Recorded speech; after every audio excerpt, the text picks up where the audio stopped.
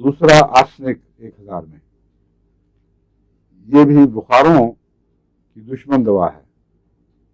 Typhoid میں میں نے کبھی اس کو استعمال نہیں کیا، نہ کبھی پڑھا ہے کہ ٹائیفائڈ میں مفید ہوگی، لیکن تجربہ کسی نے کرنا ہو تو کر کے دیکھ لے.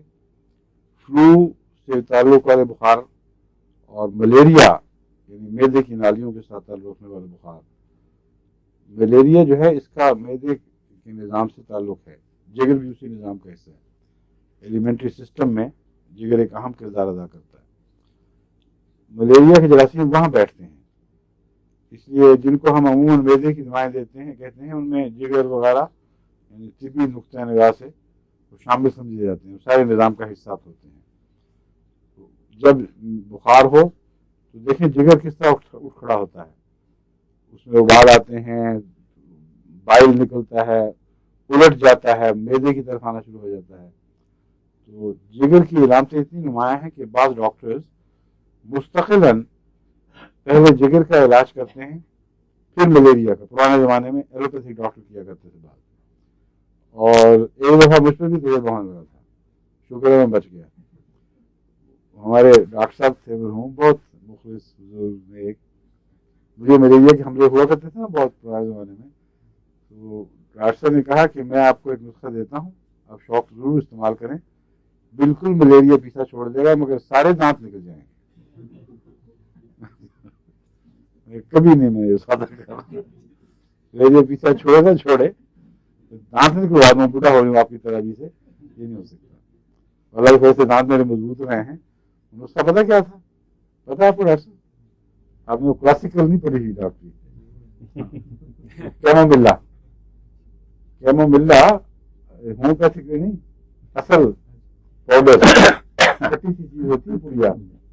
ڈاکٹر نے کیا اثر ہوا؟ بچوں میں پائی وہ یاد ہے بس، اس کے اصلی ہیں یا لگے ہوئے ہیں؟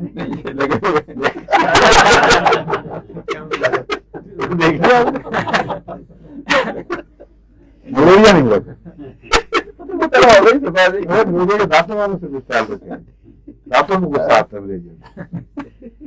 وہ کیموملا کہتے تھے، ہم بہت خلاف، ان کا رواج تھا، پتہ نہیں کتنے کے غریبوں کے دانت نکلوائے.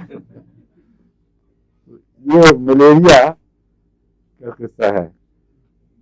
اور پہلے زمانے میں اسی طرح علاج ہوتا تھا، مگر ہومیوپیتھی میں نے دیکھا کہ آرسنک 1000 میں اور آرنیکا 1000 میں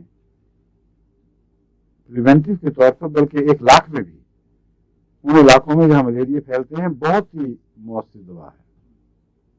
افریقہ میں نے اپنے اہم مولدین پہ تجربے کیے ہیں، جنہوں نے واپس اطلاع دی ہے وہ بہت خوش ہوئے ہیں.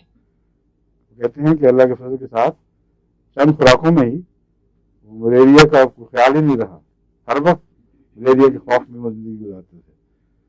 یہ یاد رکھیں، آرنیکا 1000 یا اوپر یہ پریونٹیو ہے ملیریا کا، پروفیلیکٹک. اور آرسنک جب بخار کی علامتیں شروع ہوں تو یا شروع ہی میں، مگر شروع میں تو پہلے رسٹاکس برانڈیاں دینی ہے. اگر وہ کام کرے گی تو آرسنک کی کوئی ضرورت نہیں، بخار چڑھے گا ہی نہیں.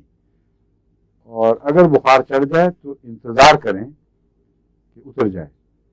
جب یا اترنے کے قریب ہو، جب واپسی شروع ہو، وہ وقت ہے علاج کا. اس سے پہلے اگر ملیریا میں علاج کیا جائے تو تکلیف بڑھا دیتا ہے.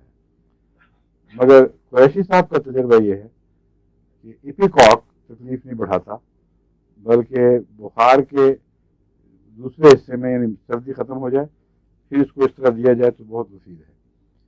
پھر آگے وہ کہتے ہیں پلس ڈوزز میں دینا ہے اس کو، یعنی جب پانی تھوڑا رہ جائے اس میں اور پانی ڈالیں اور شیک کر کے پھر وہ اگلا گلاس بھی اسی طرح پینا شروع کریں. جب تک ملیریا پیچھے چھوڑے وہی ایپیکاک کے چند قطرے بڑھتی ہوئی ڈوز کے ساتھ، بڑھتی ہوئی طاقت کے ساتھ پھر استعمال کیے جائیں گے.